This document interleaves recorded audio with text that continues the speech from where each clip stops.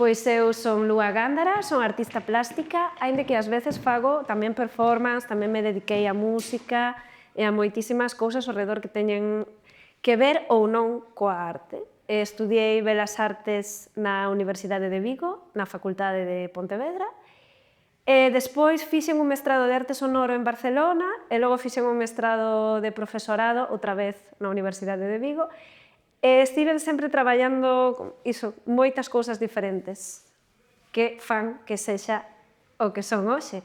Dende ser camarera, a ser DJ, a animadora, a traballar en hoteles, a traballar de telefonista ou de secretaria.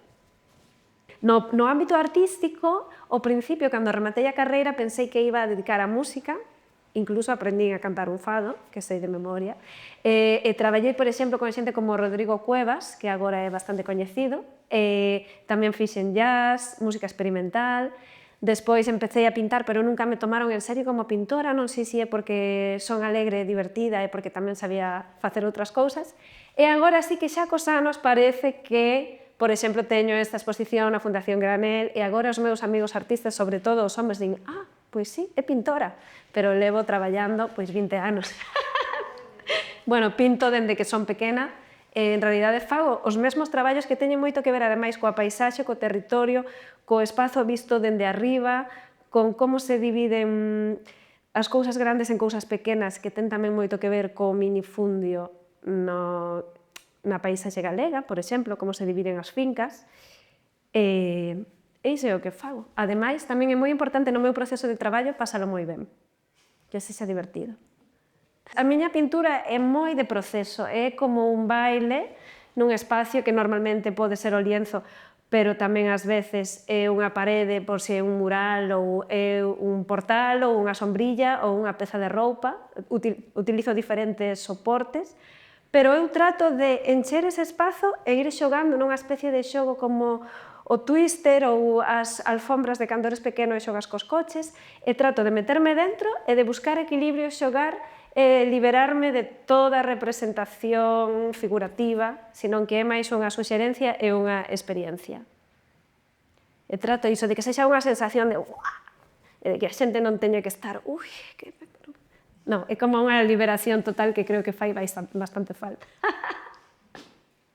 Si, utilizo moito títulos moi concretos para cousas que non o son, entón a xente ten que pararse e facer a conexión entre o escrito e o que ve, e moitas veces non hai conexión, entón é como... E a min faime moita gracia. Tamén procuro rir, porque este é un traballo tan precario, tan complicado, que se non o paso ben, que sentido ten?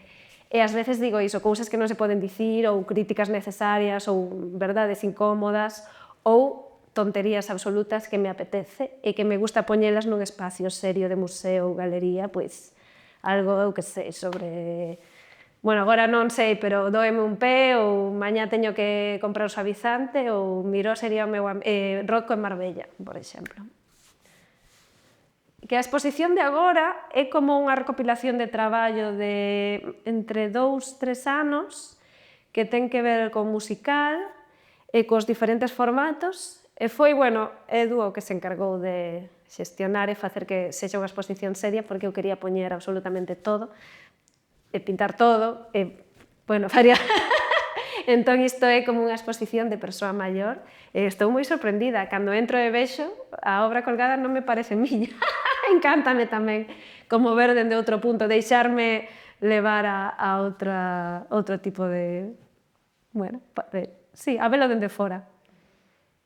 Vale, é moi interesante a pregunta, porque sí que penso que a forma que temos de vivir no lugar fai que a obra que fagamos sexa dunha maneira concreta, e se vivise noutro sitio, que xa me ten pasado de ir a outro sitio, non pinto o mesmo. Estiven en Marbella e só podía pintar flores, por exemplo, non ten nada que ver. Entón aquí estou como, aínda que utilizo moitas cores máis fortes que as cores que hai no lugar, sí que ten moito que ver, como dixen antes, con iso do espacio, dende arriba, a paisaxe, a división do territorio en parcelas máis pequenas, a insistencia, a acumulación de cousas moi pegadas, que tamén non ten nada que ver o mellor co resto de España, que todo está baleiro e non hai nada, que eu digo, que dame medo. Aquí é como que se acumulan as cousas, se aproveitanse, Hai tamén unha cousa moi emocional do carácter das persoas que é como moi cantareiro e moi bailarín, tamén está moi relacionado co folclore, coa música, co xogo. Bueno, penso que é indispensable que ademais se coide a cultura de cada lugar coas súas diferencias e que non todo está en Madrid, nin en Barcelona, nin en Lisboa, sino que en todas partes hai pintura diferente. Bueno, pintura arte diferente.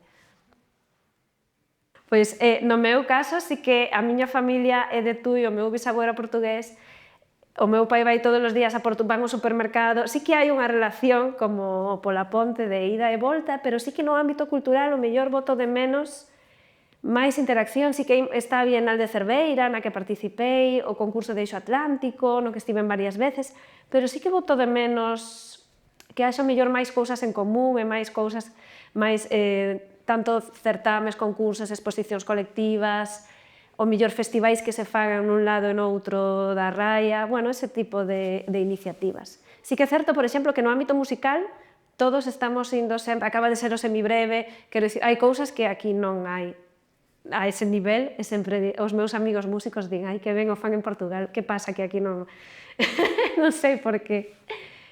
Entón, bueno, creo que sería interesante iso, ter máis iniciativas e mesturar máis, porque ao final estamos como no mesmo... Como se di? Pa baixo? No mesmo eixo.